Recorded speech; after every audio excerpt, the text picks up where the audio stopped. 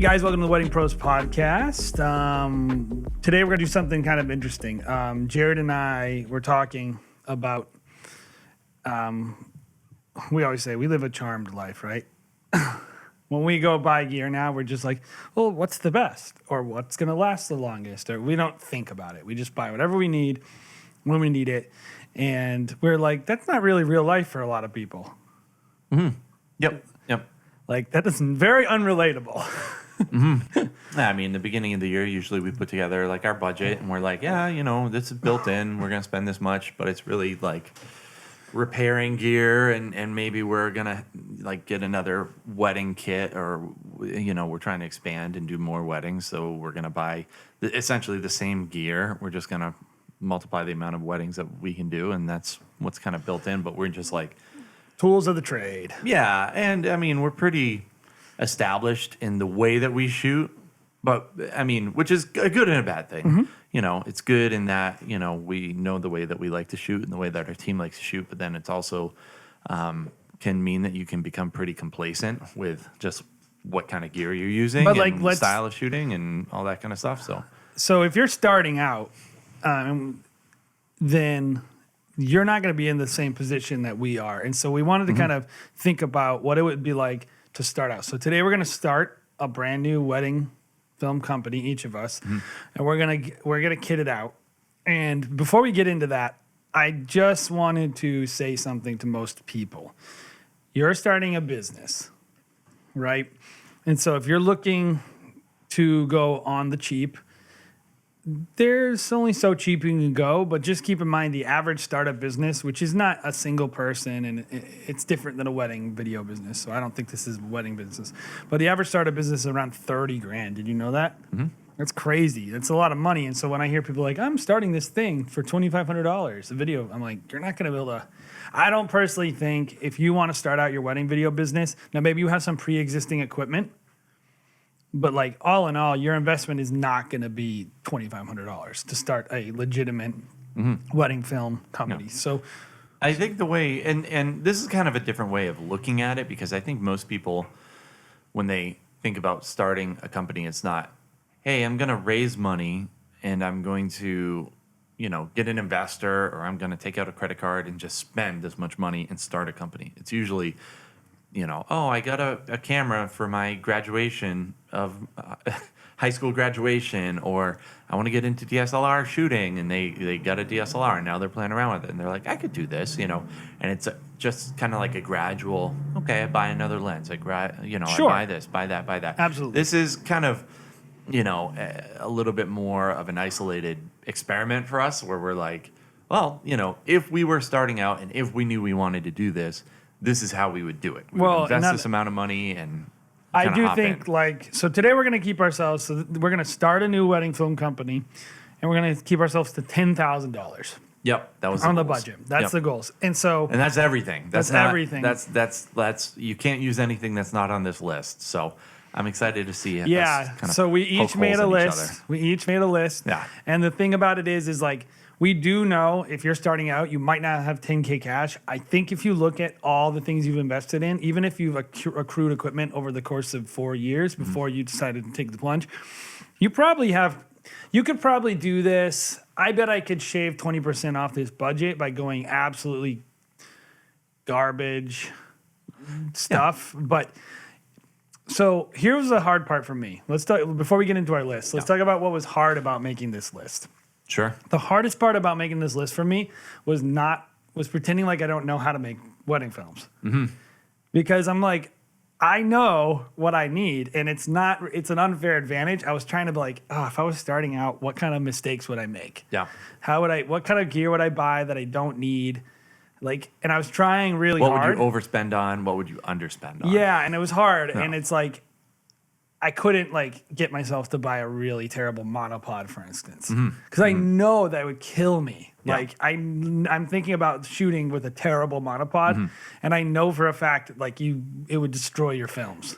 So when we first started our company, we kind of were coming from different. Like I had used a little bit of DSLR, and you really were fresh to like DSLR shooting. You had never really. I had only ever used like camcorders and studio cameras. So when we first bought our cameras, there was like a 5D Mark II with a nice 50 millimeter prime lens, and I was like, these lenses are dope. They're so nice, and it's all really you ever knew. So you're like, oh yeah, I don't really like this about this camera, and I'm like, these lenses are like so nice though, because I was used to using like a 50 millimeter, like 2.0, the $100 one they buy on B&H. The nifty 50. Yeah. So it's kind of like the same concept of like, we're kind of spoiled now where we're like, if I use a monopod that has like squeaks in it, I'm like, what the heck is wrong with this? And then I see what other people are using, and I'm like, that's plastic.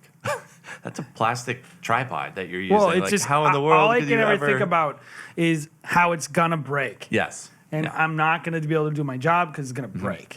Yep. And so it's hard to go backwards. it's hard to like it's like I play guitar, Yeah. and when I hear someone who can't play guitar like pick it up and it's like and like making all these terrible noises, and I sometimes will pick up my guitar and try to push as softly as possible and make the same noises that they do. I can't make them. And I think that's the hardest part for me about making this list is trying to think like a person who's starting their business up. Yeah. Because I know when you're starting a business up, there's a lot of critical little areas where you will compromise that you maybe really down the line realize you shouldn't have compromised in.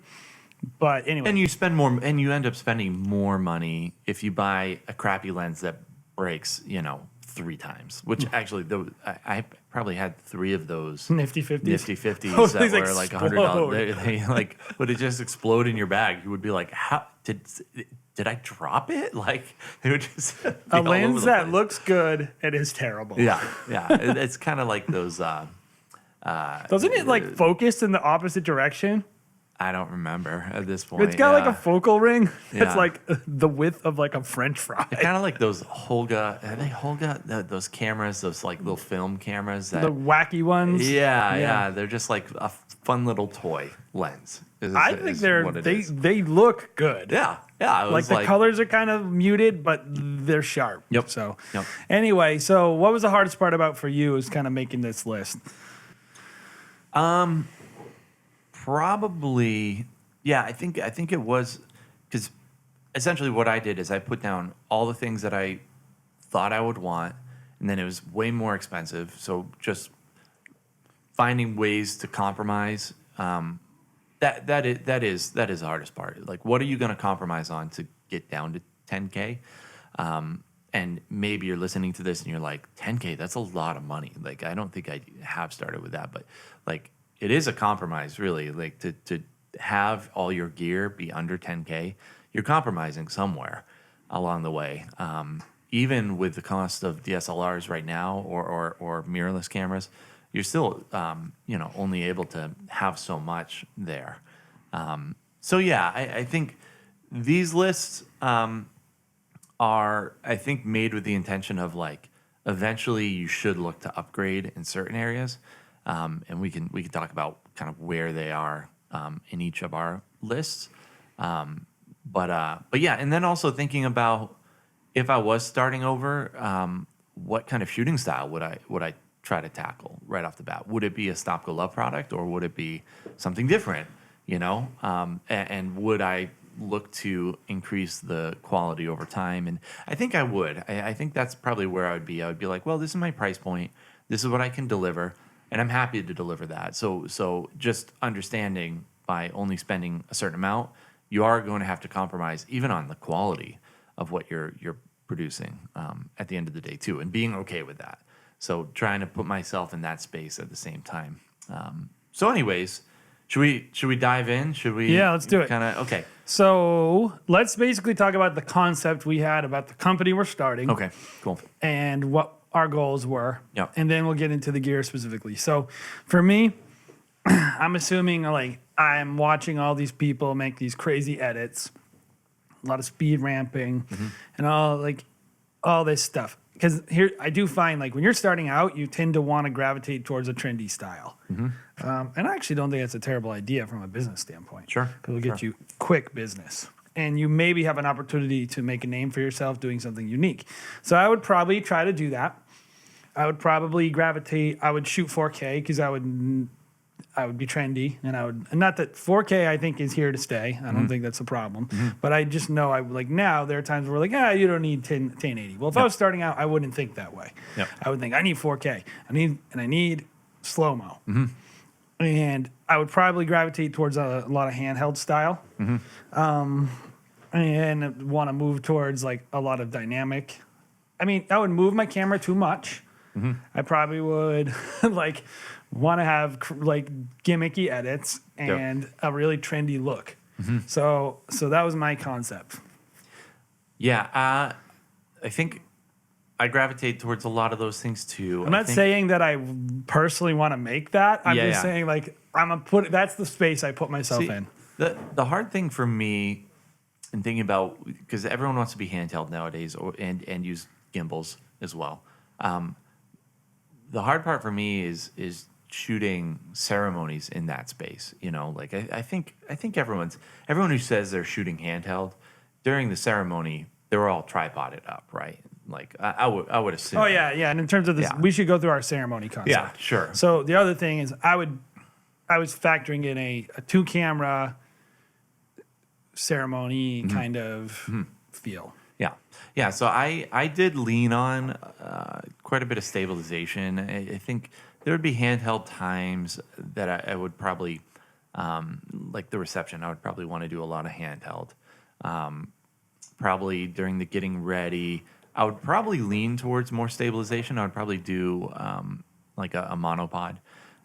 So a really kind of close, tight, kind of stabilized look.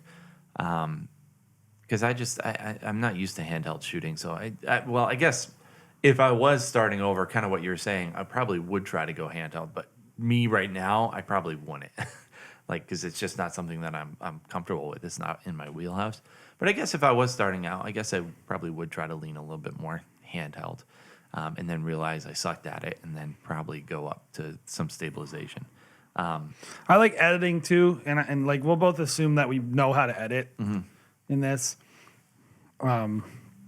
So Yeah, and that we already have editing software because we've already like. Yep. I think audio is really important right off the bat.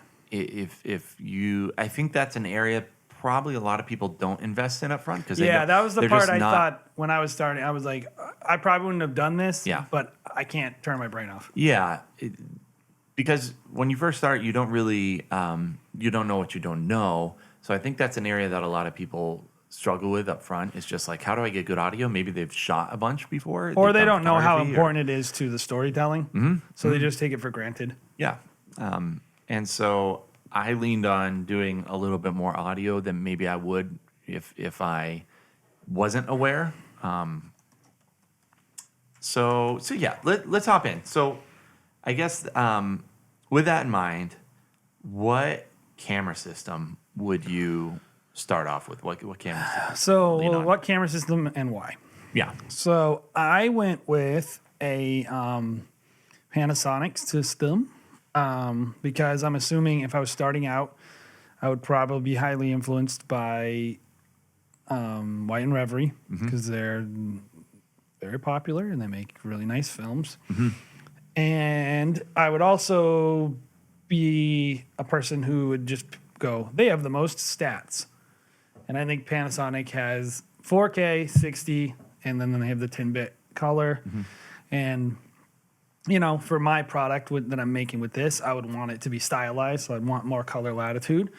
And yeah, the IS is also excellent. And I want to do a lot of handheld. So I want that internal stabilization and all that stuff. So I went Panasonic. Cool. What camera body specifically and how much? Oh, GH5. GH5? How much? So I got 2 GH5s on this kit.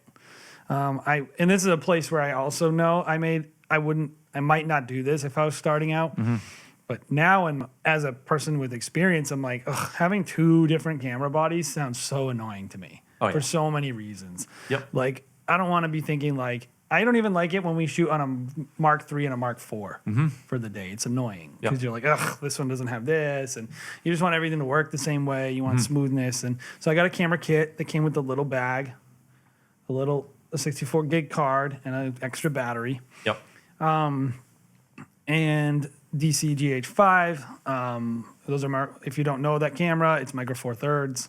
The other thing I like about the Panasonics is they do have a really good menus and everything's right there, which is another thing that I know in my head that maybe like Sony's I know are good, but I don't like how they feel in my hand.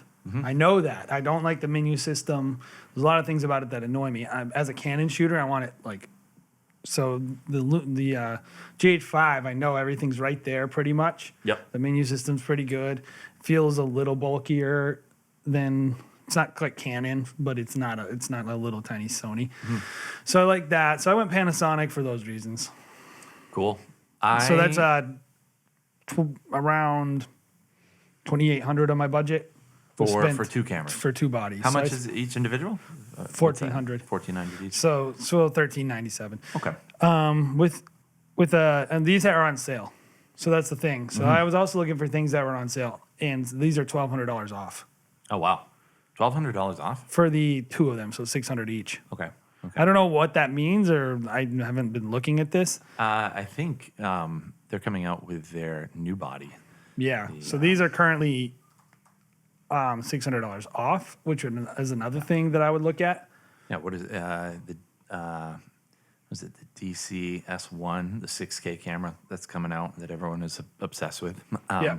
It's coming out soon, so I would assume that's why that. Anyway, number's down. so I spent about $2,800 on bodies, Cool. and that's what I probably would say if you're starting out. My recommendation in general is, I don't think you should get two different bodies. I think you should get two of the same. I would agree. Yep. And you can spend around $1,400 and do a really good job with a lot of different systems per body. I picked the Fujifilm Xc3. I have two of these cameras right now, and I love them. So I'm a little bit biased, but I would do a little bit of research on it. And not a lot of people use them, except for some of the people that I really respect in filmmaking. David Lee, I think, uses them for their gimbal footage, and it shoots 4K, 60 frames a second. It also shoots 4K and 120 frames a second. I think it's one of the only ones that was on the market earlier in the 4K? year. I thought it was only HD at 120. 4K. So one of the only cameras that does it. Does it look good? It's I think it's only 8-bit instead of 10-bit. Okay. So you Your clients will compromise really a little notice bit there. that. But I know. But you can. It's APS-C sensor as opposed to micro four thirds, and it's the what is it? X-Trans, Fujifilm's X-Trans sensor. And overall, from what I've experienced, and we didn't really talk about this. This is really, we haven't shot these, so this is all conceptual. These are all cameras we have a familiarity with. Yeah, But and lenses too. Most of these lenses I've never touched. Yeah. Because I wouldn't, no offense to these lenses, Yeah. I would never buy these lenses. Yeah, I would just be like, no, I wouldn't buy them. They're Yeah. too cheap. Yeah. But I chose it. The colors in Fuji are just really nice. And also, I would feel like if I needed to, I could also shoot photos with the X-T3. That's true. The X-T3 has great autofocus as well. Something that I think is probably some of the best autofocus out there from what I've experienced in shooting even Canon Mark See, I feel like IVs this is a versus- mistake. I knew that in my head, and I was like, I would make this. This is a mistake I would make. Not to say that Panasonic is a bad camera. Yeah. But I would probably not consider autofocus enough. Sure. Yeah. Like, Yep. I would probably just be like, oh, this one is 10-bit color. Or there'd be something about the camera that I would overestimate its value. Autofocus is relatively new when it comes to video too, right? DSLR especially. Yeah. So maybe in the last 3 or 4 years, It's become actually usable. I remember the first time really seeing autofocus used in video was the was it the C100s? That was the first time I was like, oh yeah, I guess you could use that. Continuous that would be AF. Continuous AF. So I remember of course, the Mark II for Canon, you could, hold the AF button Yeah, with a you little could hold the focus shutter spot. and- yeah. The Mark III, you could tap to focus, but it had no continuous focus. Not tap to focus, but you could you could move it around. You could actually make it focus without having to hold that AF button. Yep. And then the Mark IV has continuous AF. Yep. And like Canon's basically the crappiest on the market when it comes to AF. A lot of these other cameras, especially the mirrorless, is like way above and beyond. Yeah. Sony, I think, actually has better AF than both of them. Yeah. So yeah, the X-T3, just a really cool camera. Something that, I mean, this is kind of cheating a little bit, but the battery life on this camera is a pain in the butt. It's just like, I don't think it's as bad as some other cameras that just kind of like the Sony. Well, I bet it's comparable to Sony, but the Blackmagic, the 6K is terrible on That's battery like, what, life. 40 That's 40 probably minutes the or worst. whatever? Yeah. The X-T3 is actually a good little camera. I know. So I got two of those right now. They're on sale, $200 off each of those. So they're down to $1,300 each. So that brought me up to $2,600 total for two camera bodies. Interesting. So we're both spending around. Around the same. Yeah. Why did why did we both decide not to do Sony? Well, We know why Canon. We can't. It's too expensive. Well, we both had an experience with Sony when we got the A7S, the Mark One. Yeah. And we didn't like it. We just didn't like it. We thought that the colors were, I mean, I wasn't willing to spend the time it took to make the color look the way I wanted it to. And also, I think it was just harder to get the look in general. Like we got a lens adapter that probably wasn't the best. I think I forget the brand it was. It was flares basically were just bad, a like- metal thing. Yeah, it just and compared to at the time. So I have a little bit of a bad taste in my mouth now. I know everyone's probably like screaming like, "Oh, they're better now. They have the best, low light." And at the time, the low light was, second to none. Like the low light on those honestly cameras. thought- But now everyone's really caught up. Even the Canon Mark IV, like It's fine. You at a wedding, you don't need. I mean, I don't ever shoot over 3200 ISO ever. I've So, been like, in a why couple do you need situations where I've 10,000? been up to like 4,000, but it's really not very necessary. Oh, Yeah. and that was the other thing. So Yeah. this practically, it's not as useful as you would think. They might be able to wave their finger at everyone else and say, "Oh yeah, our low light is better," which is probably true. But practically, you probably won't need 10,000. my ISO answer ever. to that was that I was hoping to be able to light a lot of light things. Sure. And so I didn't really care about the low light Yeah. that much. Yeah. And I would probably have done research and seen, all these people complaining, there's no new one, and they're Yeah. complaining about that. Yeah. And I probably would have also done research on, it's terrible battery life. Mm-hmm. And then I would have also done research on the, like doing handheld with a Sony, I think is really hard. There's no buttons. Like you can't change stuff. Yeah. It has some, but of course, I just find the menu, like you can't go and just fly through it. I'm sure someone with experience on it could. Yeah. But That's another thing I like about the Xc3 is there's plenty of external, and all the buttons on the exterior are customizable. if you're a person who is getting started and you want to do Sony, great. It's a beautiful image. There's a lot of positives about Sony. But experienced shooters know the value of physical buttons. I can't explain it to you any more than just saying to you, like, am I wrong? Yeah, being able to do things really fast is necessary, and having external buttons allows you to be fast. So yeah, Anytime you're getting into a menu system, you're like, well, this sucks. yeah, You're never for like sure. happy opening up and scrolling through stuff. Sure. Anyway, And menu. I mean, I hear a lot of people complain about like, oh, the menu system. I really just feel like, what are you what are you accustomed to? Is really what it comes down to. Like, I thought the Fuji menu system was terrible until I started using it every single weekend. Then I was like, oh, it's not bad. I It's just totally know it now. fine. Yeah, it's totally fine. Totally fine. And I think that's really where a lot of stuff is. So let's talk about our lens theory a little bit. Yes. And then, so this was really hard for me. Like, It's kind of important. well, I did cheat a little on this because How did you cheat? I didn't turn my brain off No. because I was like, I'm not getting. I know I would make this mistake if I was starting. I wouldn't even think about this, but I couldn't do it, which was getting variable apertures. Like I cannot shoot on a zoom lens with variable aperture. Yep. That is just so annoying. You're like 2.8, 4.0. Yep. For those that don't know what that is, it means if you zoom your lens on cheaper lenses, typically this is the case where when you zoom, it will give you a smaller aperture, or it'll decrease your aperture. So like you'll on wide, like if you're at the widest view, you'll be at 2.8, and as you zoom the camera in, it will go to 4.0. And that's really annoying if you need a lens that's supposed to be fast in a bunch of crappy lighting environments. I know that that's problematic. Yep. And that I would really hate that, and it would drive me nuts. So I didn't go with that. But what I did go with was, and for those that are watching on YouTube, we're going to be showing this, and if we can, we're going to share a link to a shopping cart so you can look at it. For those that are listening on the podcast, you can head over to YouTube and you can see some of what we're talking about.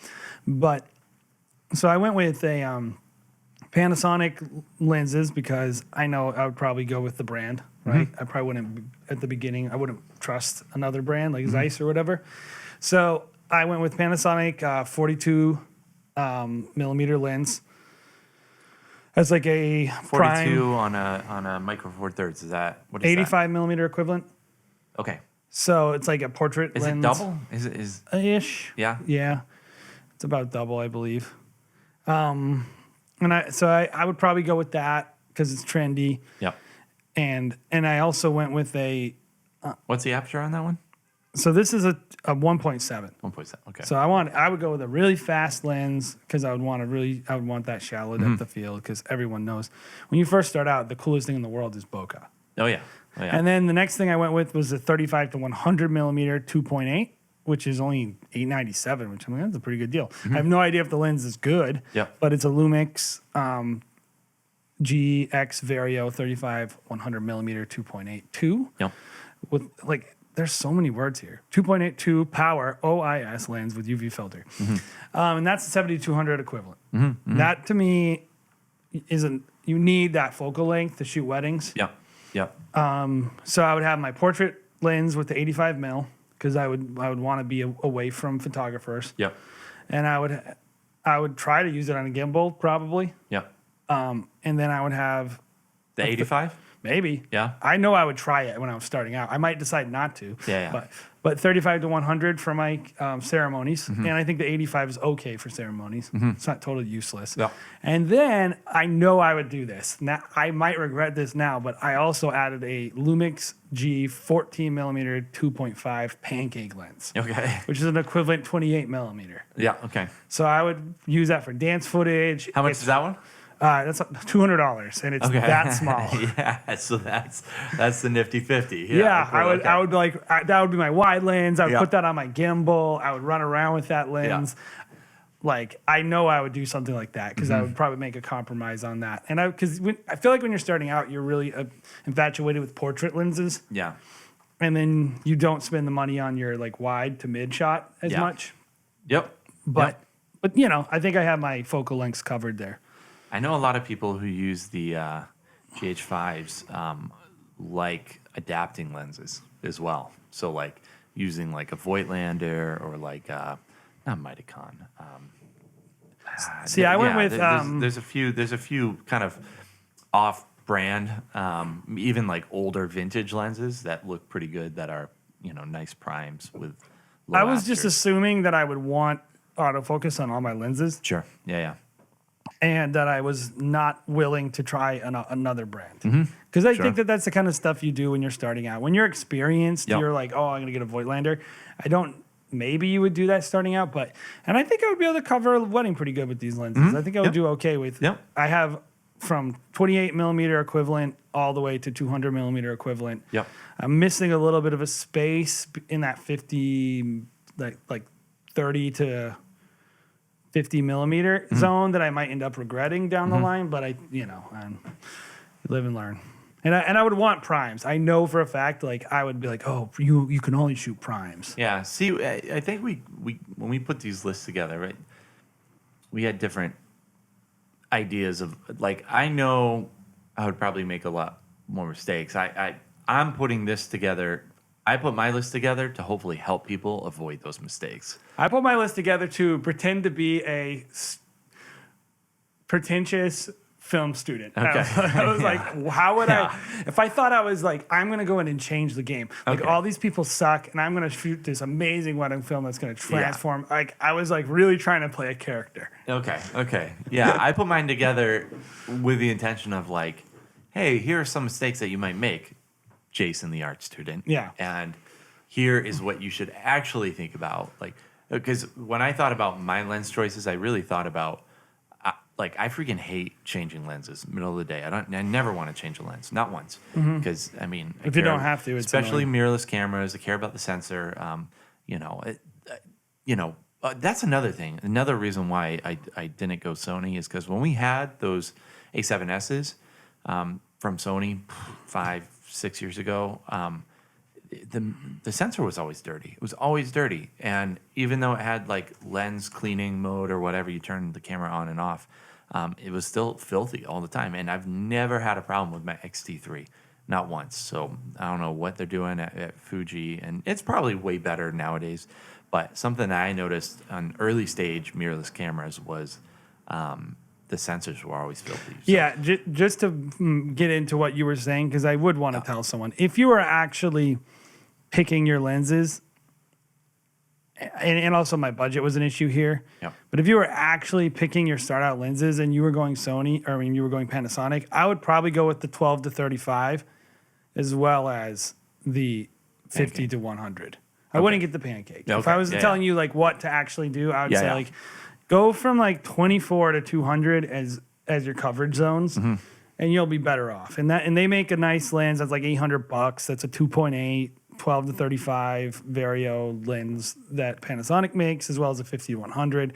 And that'll only cost you a little bit more than what I was spending. Like I spent on additional lenses besides my 70 to 200 equivalent, like probably $550. This lens is $800. Okay. So like I would get that if I was actually telling you what to do, because I don't want you to listen to this and just buy the crappy things I told you to buy. You should do the other thing. So with my lens choices, I like Fuji lenses. I think there are some people that do, like the Fuji lens is a really solid lens.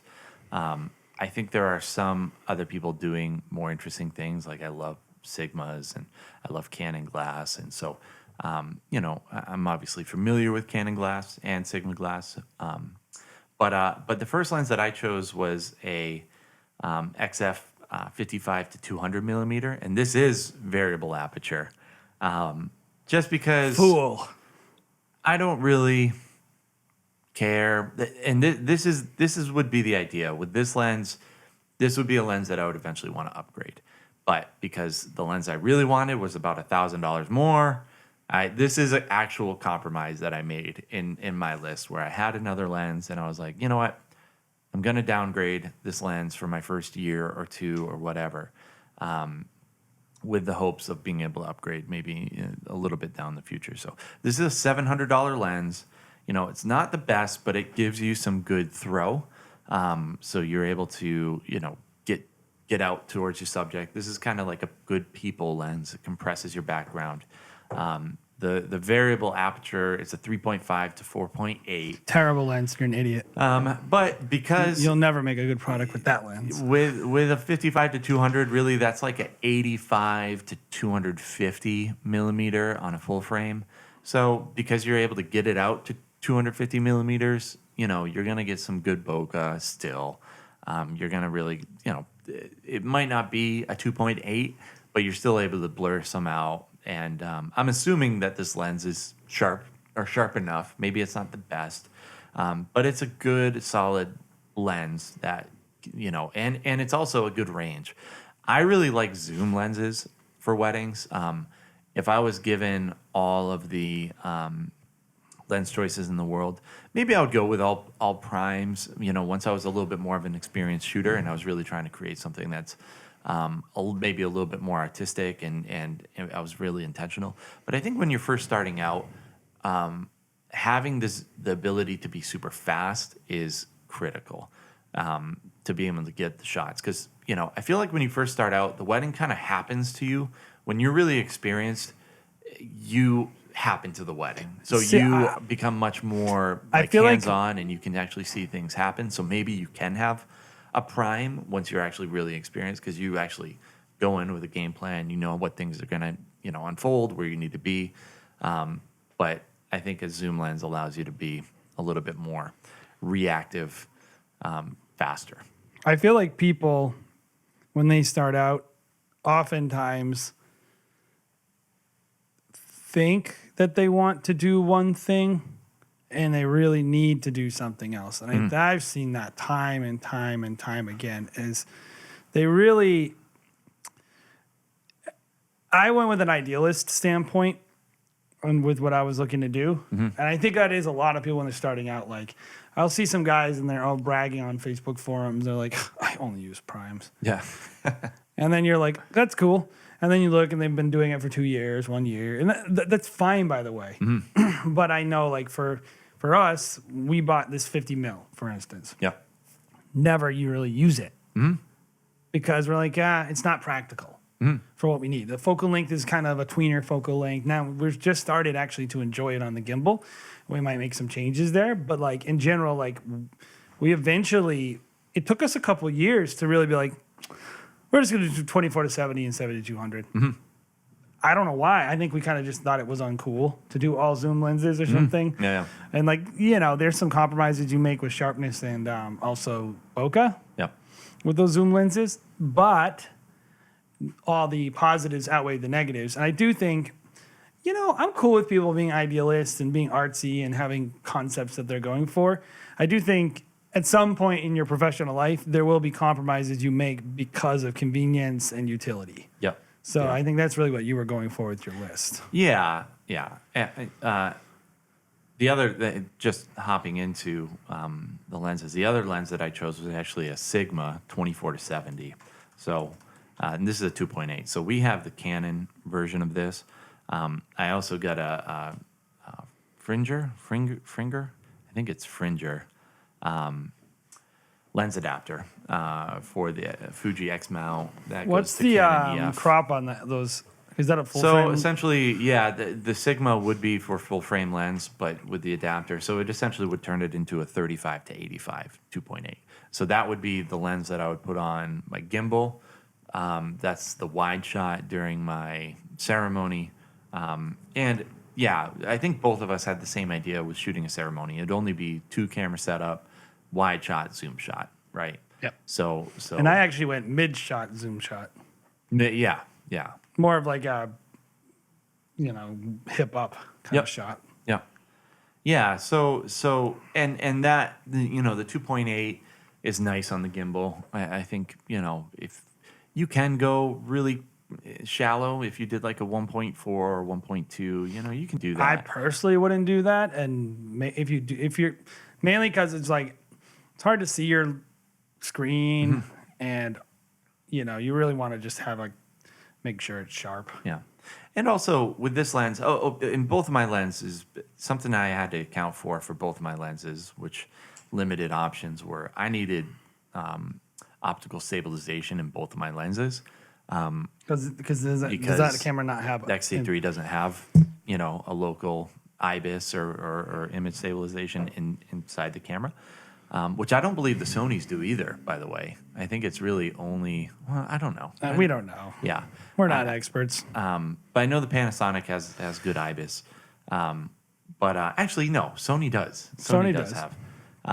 But Xc3 does not. So I think that's one reason why a lot of people do not go with Fuji. But I accounted it for in our lenses.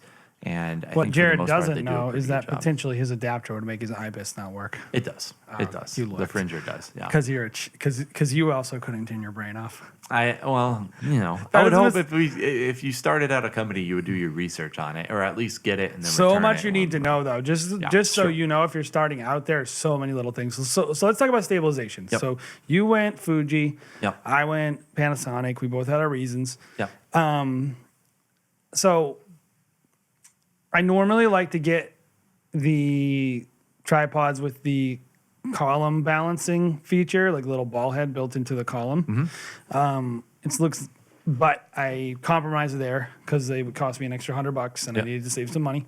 So I got just a Manfrotto 502 AH video head, just a 250. I got the cheapest decent tripod I could. And I went with the one with the ball head. I went for the $350 Manfrotto 500 fluid head. I actually did the thought in my head. I'm like, I don't give a crap about this. I'm not using a. I like it if I'm using a slider. I'm not using a slider. It takes me 5 seconds to balance my I'm tripod. not using a slider either. I think I'd like, instead of adjusting tripod legs to make it even or stable, I like the ability to just, pull that lever below, It's twist nice. the lever below and fix it really quick. And I don't know. It's just, again, it's what I'm used to as, the videographer I am now. Maybe it's a mistake that I would make up front is invest in a lesser tripod. But I See, I knowing kind what of I know, love. I would make that I decision. kind of and love spend holding an a extra tripod 100. like this with the balance and going on the legs. Oh, I hate it. I'm good at it. I can do it really fast. I So I'm know, really it's used to just- it. It doesn't bother me. Yeah. So I was like, yeah, I honestly know that one was better. I had it at first with the column. But then I was like, no, I can compromise here. Yeah. And then I got this is where I was like, I know I would compromise this, but I can't compromise on this. I am not getting a cheap monopod. Yeah. Like- so you want monopod too? Oh yeah, Yeah. you need a good monopod, in my opinion. Like, so I went with the MVM MX Pro 500. I went to the same one. It's Next Pro. $230. Yep. It's very solid. We use them, I believe, around here, Yep. and we like them. The other option, and I think maybe what someone would decide would be to just do handheld instead of doing any kind of monopod, right? Well, during ceremonies, though, ugh, I know. I'm not doing that. I think if you did that, then you would have to at least buy a second tripod, right? You'd have to have two but tripods. this is cheaper and more useful. I think so as well. I'm actually saving money by going with the monopod, and we do Sure. it all the time. So you need it.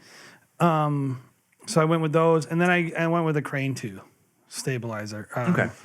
Because How much does Crane 2 cost right now? it's on sale, so it's $449, $300 off. Okay. And it's good. I've used it. I got the focus motor on it because I feel like that's the type of thing I would buy. Yep. And then, because then I could put my little Pancake lens on it and run around and roll focus.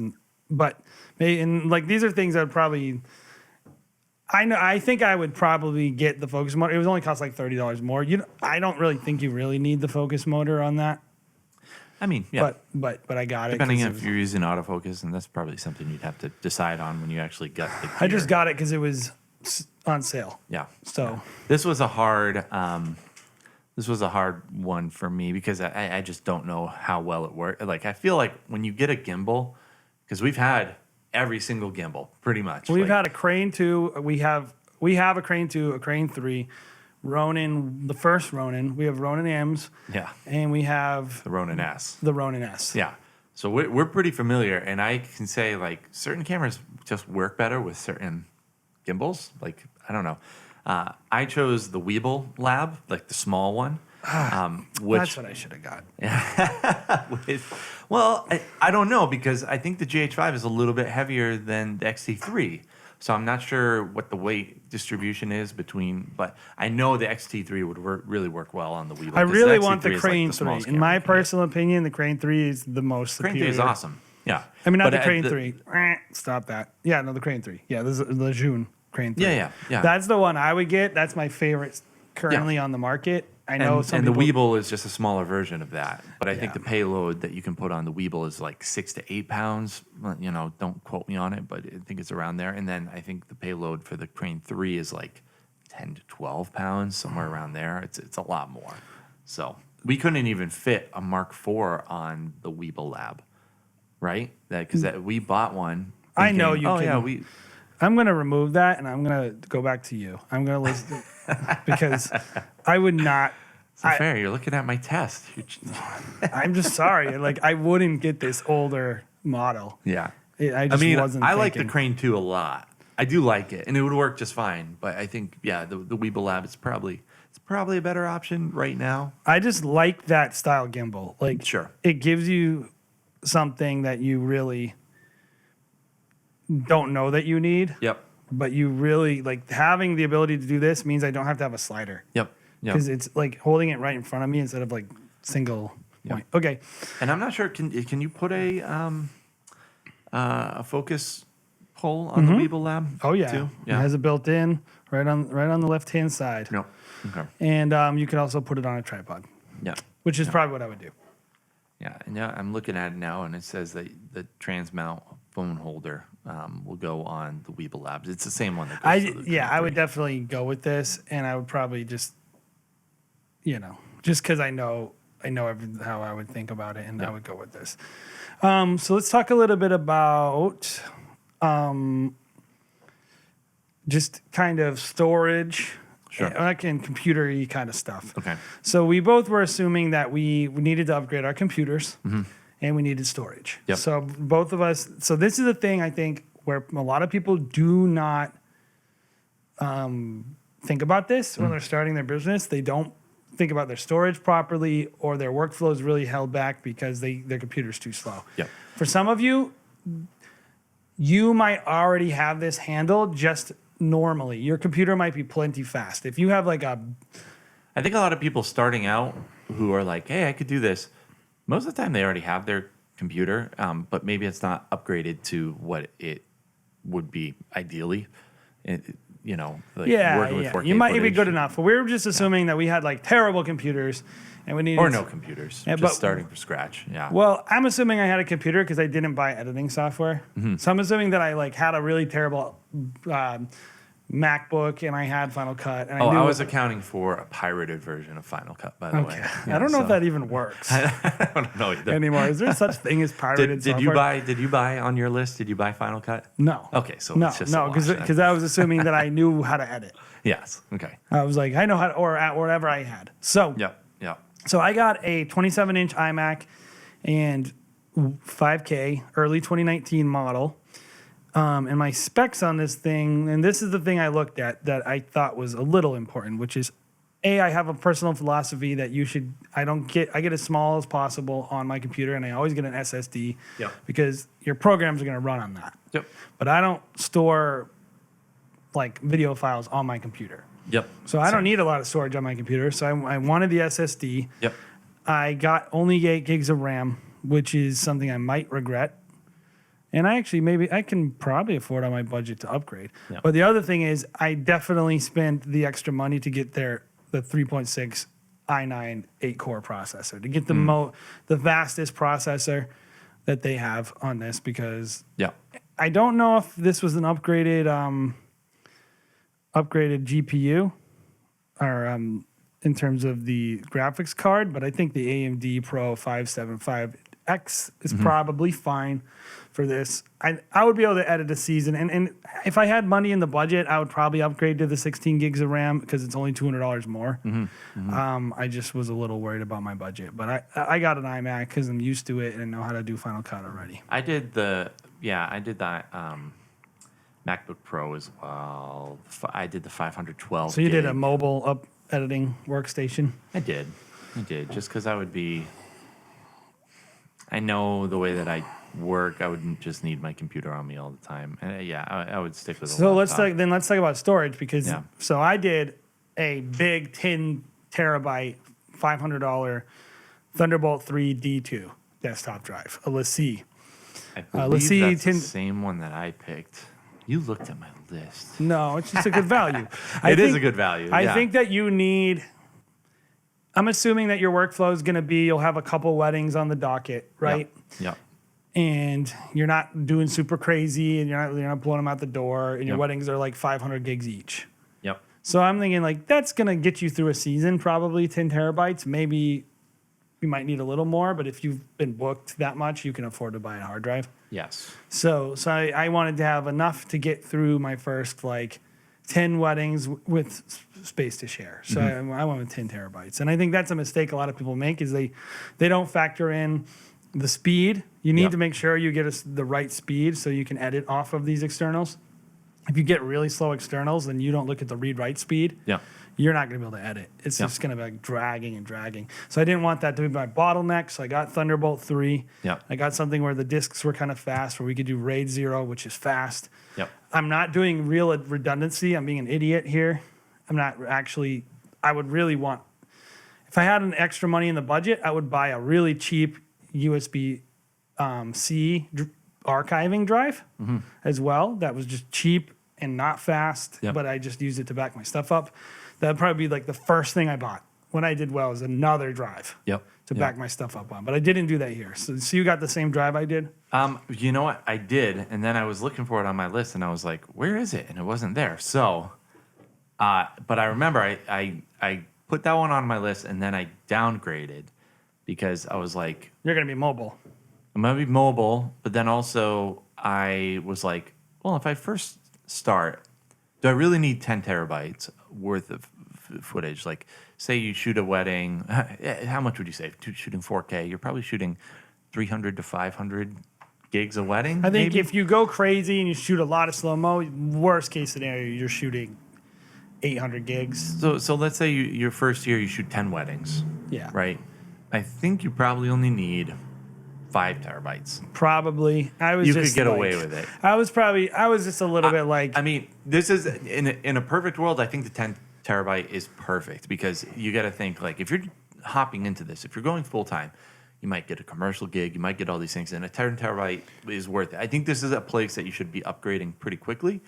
You need to get redundancy quickly. Yeah. So I got the LaCie 5 terabyte rugged Type-C external. So I'm moving around with an external, and I'm backing up my footage onto. And then Google he's Drive gonna barely or be able to whatever. edit because he's USB-C and it's not fast enough. Yeah, especially 4K. Yeah. So let's. And I'll be upgrading pretty quickly. So let's talk about audio, and then we'll talk about accessories like batteries, cards, that kind of junk.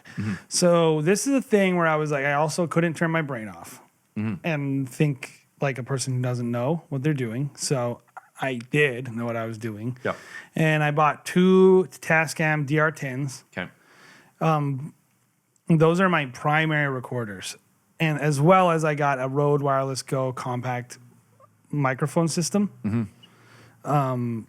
Which if you haven't seen these wireless Go's, they're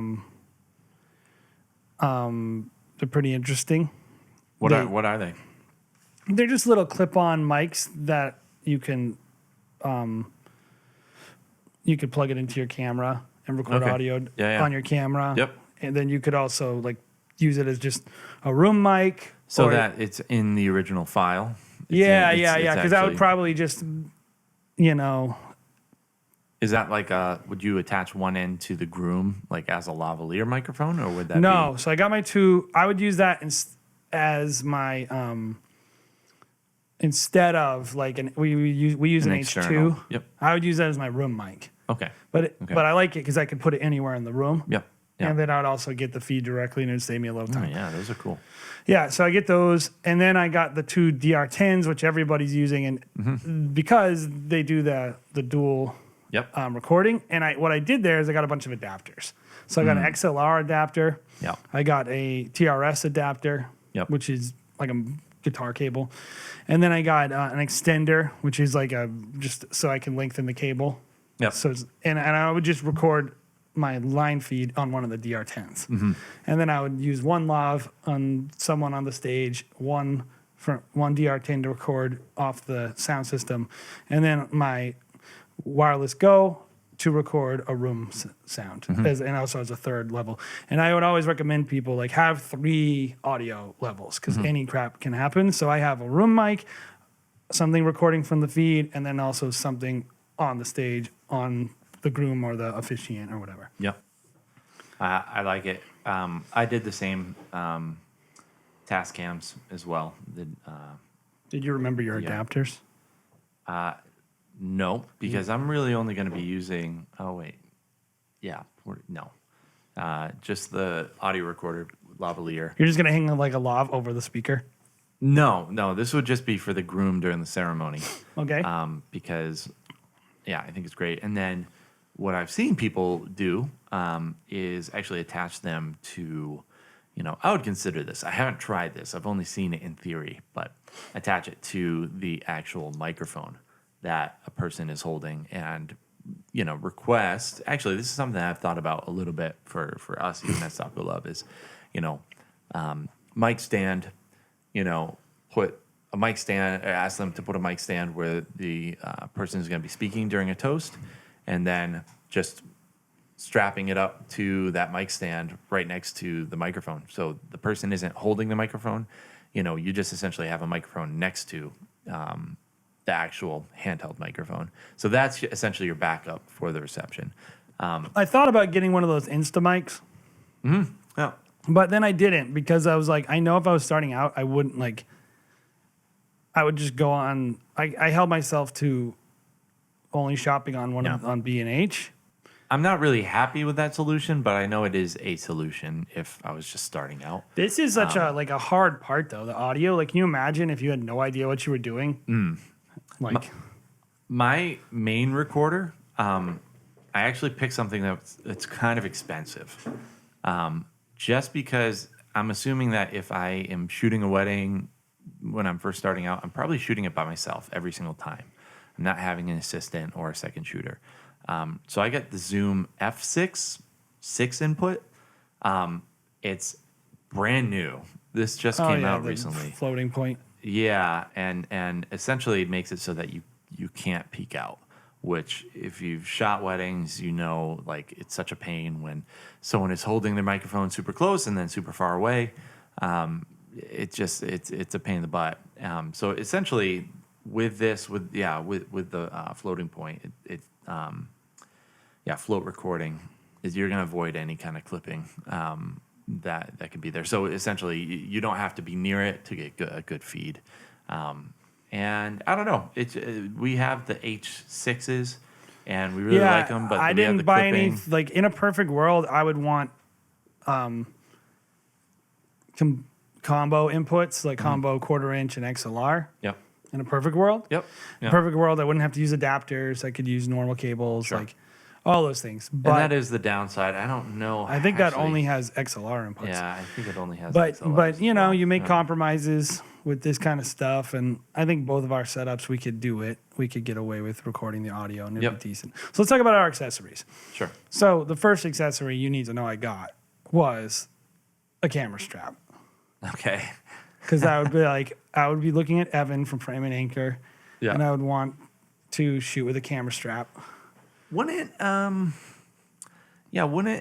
come with the camera? I wouldn't know that because I've never bought a camera like this. Okay. So I would be like, oh, I need a good one. Yeah. Okay. So you want a camera strap? So I got a $40 camera strap. Yeah. Because I feel like I would make that mistake. Yeah. Yeah. And I got then it would go into a bag or a box forever. I would definitely shoot with it. Oh. I would get good at it, and then I'd be like, oh, you guys using gimbals. I have a gimbal built into my neck. Yeah. Camera strap. But I got the Zion quick setup adapter for the Crane 3 Weeble Lab, so I could put it on a tripod if I needed it. Yeah. I got the they were free, but little lens care kits, little lens rags, things like that. These are little things that just you need that you never think about. I got a bunch of, like I said, adapters for my audio, a TRS, the little mini adapter to guitar cables, and then an extender. And I got a Low Pro Runner RL X450 backpack, which is a rolling soft backpack. And I know why we use hard cases. If it was just me and I didn't have to just send it out with random guys, I way prefer a backpack. Yeah. I hate those cases. They're freaking annoying. Pelicans. And I would go with this. It's like a $229 bag. It's a nice bag and it rolls and it's good. I also got 2 light stand, or no, I ended up scaling down to 1. I got a F64 LSB light stand bag. It's unpadded.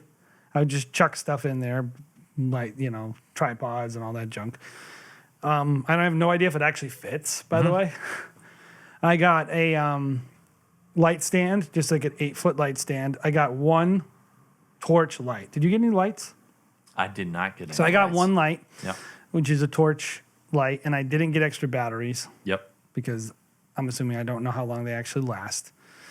I ended up getting 4 additional batteries because I believe my kits came with 2 each, so I have 8 total batteries. Okay. Which I think, and I also got the Watson double charger. Yep. So I'm bringing a double charger as well as 8 total batteries to my wedding day. I think I would get through the whole day on those batteries without needing. I bought an extra camera plate, Manfrotto plate, just because those things get lost. And this is the thing I did that was maybe a little different. So mine came with 64 cards. I also bought 2 256s. Okay. So my plan would be to put a 256 did. and a 64 in my dual slots and record all day without changing my cards at all. And I think I would get away with it. So I know with the XT3 and even the Mark IVs, the Canons, you can only record to 1 card at a time. Yeah, I would do that. Yeah, I would just continuous record. Like when the one filled up, I'd go to the next one. Sure. But I think I'd be fine shooting that way. I think I would have enough storage. Like I don't think I would need more than 300 gigs per camera. Yep. If Yep. some of you who I are don't like think so either. Panasonic shooters might call, no, those files are huge, you idiot. I have no idea. You'd quickly have I would to quickly spend find an out and have to extra spend 70, $150 on 2 more cards or whatever. Whatever it is. So that's my accessories. Yep. I did the same thing, 256 cards. I had to buy 8 extra batteries, and I bought the off-brand Watson. I didn't buy batteries. I didn't buy off-brand batteries either because Okay. I've learned the hard way with those over Yeah. the years. So I bought real brand batteries, I, which is probably, honestly, if I was being real about it, I would probably have bought the Watsons. Yeah, I bought the Watsons just because the other ones are more expensive, and these ones were $20 each, and I had to buy 8 of them to have 10 total batteries. So that cost me. Neither of us bought a $160 cage. each. Neither of us bought any kind of external battery system. Yeah. So. Yeah. Yep. So I did that, and then I had to include a XLR cable. $20 there. See, I'm a musician, so I was assuming that I had XLRs and okay, quarter inches yeah. already at my house. And then this is I got a case, like a little Pelican case, but I got it from Harbor Freight, according to what Rich Ferry. Thank you, Rich. Okay, thank you for the tip, Rich. Instead of spending $350 on a Pelican hard case, pretty much just got the copycat from If you don't Harbor know about- Freight, if you don't which know I'd Harbor- never heard of before until last week. Yeah, if you don't know about Harbor Freight, they have like incredible prices. It's like an online hardware store, and it was $100. The same size cape, weatherproof, everything, for $100 instead of $250. If you want to sponsor us, Harbor $300. Freight, we'll take your sponsorship. All day. But that's what I got because I like the hard cases. I think they're just, I don't know. Isn't it weird how you can have a preference about a case? Yeah. I hate those hard cases. Like, whenever I pick up a backpack, I just feel so good. I don't mind a backpack. I just got a backpack from Langley, and I love it for like travel, but mostly like photography. I find like, video stuff, I like to be in a hard case. Here's because what I just was thinking know- about specifically. Backpack, light stands in the left hand, gimbal in the right hand. Walk it in one trip. Yeah, I think the same thing, but I think gimbal one hand, case in the other, and then tripod slung over the shoulder. Yeah. Tripod, monopod. Case I just always slung feel over like the when I shoulder. sling a light stand case over my shoulder, I'm like, like smashing into stuff. I've actually seen that. You can have before. a preference on the weirdest stuff, and that's Yeah. what you'll realize. So let's just summarize. Sure. So I ended up spending $9,918 on all this equipment. Yeah, I did. Since I forgot my hard drive, mine actually went up to $10,207. That's pretty good, though. Yeah, That's yeah. pretty good. And so where did you spend way more than me or less than me? I spent I think- more on the tripod. I spent more on the audio. Seems like because I got the I F6 spend- is $650. Yeah, I spent about $400. Spent about $1,000 on audio. I spent about $700 on audio. Yeah, yeah. And I bought a light. That's one of the things. I spent a $250 light. You got a light, and then you got a bigger size hard drive. Our computers are essentially the same.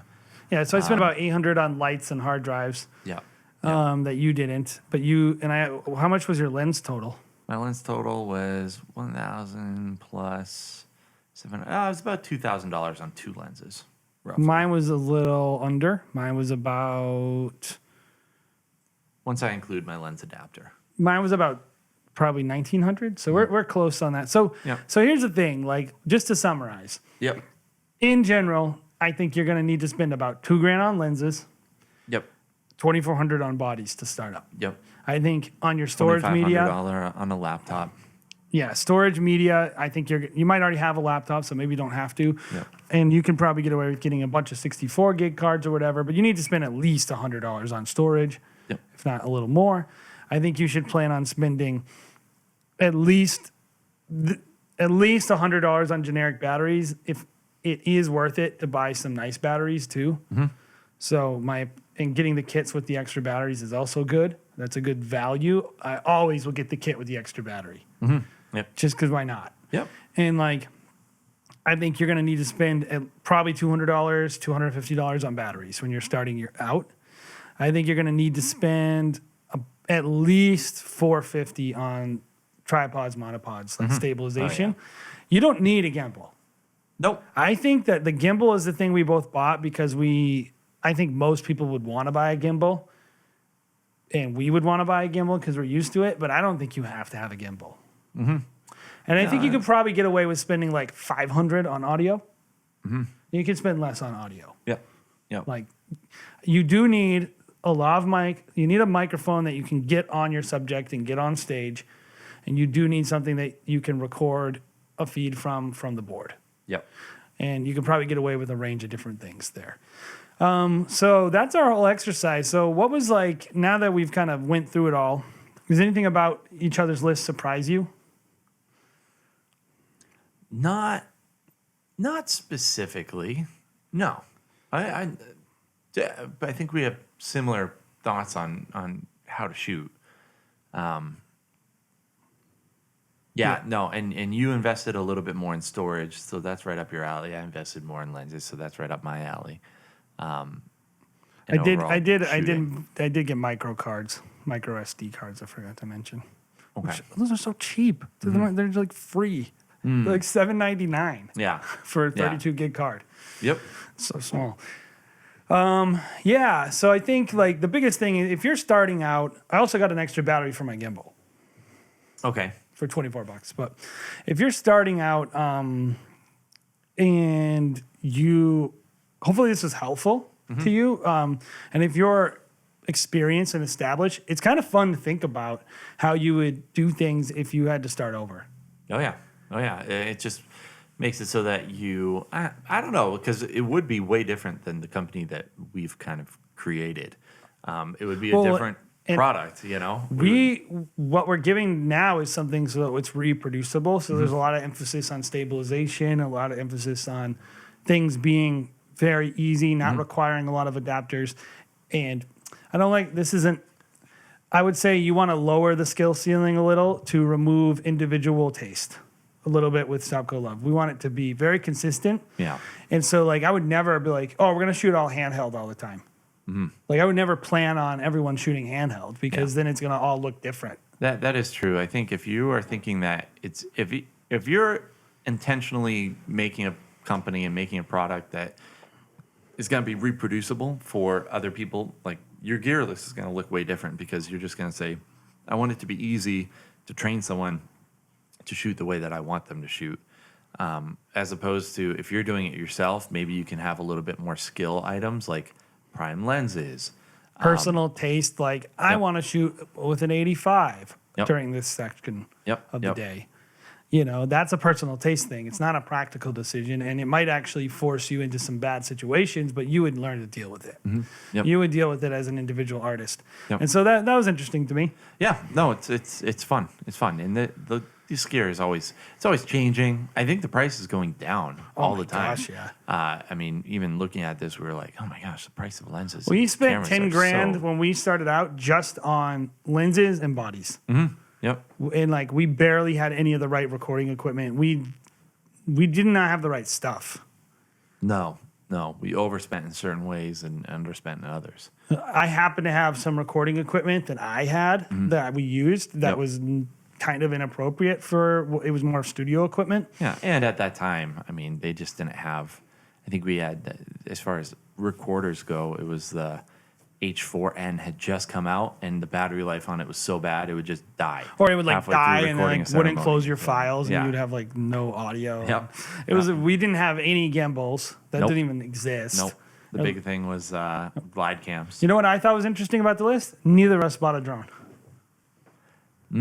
Yeah, that's true. Neither of us bought a drone That's true. because we need licenses, and I probably wouldn't wait to get a I mean, license. it is a higher end product. I mean, I'm assuming based on the gear that we just bought, we're producing a product that's around $2,000 to $2,500, with the intention of even less potentially. Oh, yeah. But with the intention of going up to $3,000. If I was just starting out, I would try to find someone to let me do it for free. I would charge $999 if Yeah. that's what it took to get booked. and then once you made it to that $3,000, $4,000 price point, that's when you're like upgrading to a drone. That's when you're upgrading to all these different things. The biggest thing, you know, it's that classic thing, you know, as you get booked, you just keep raising your prices. Yep. So anyway, that is that. So hopefully you guys enjoyed it. If you did, reward us with a subscription. And go ahead and click on the alert bell on YouTube. We're on podcast, which is the Apple product, and then we're also on Spotify. Thank you guys for hanging out today. Hopefully you learned a little something.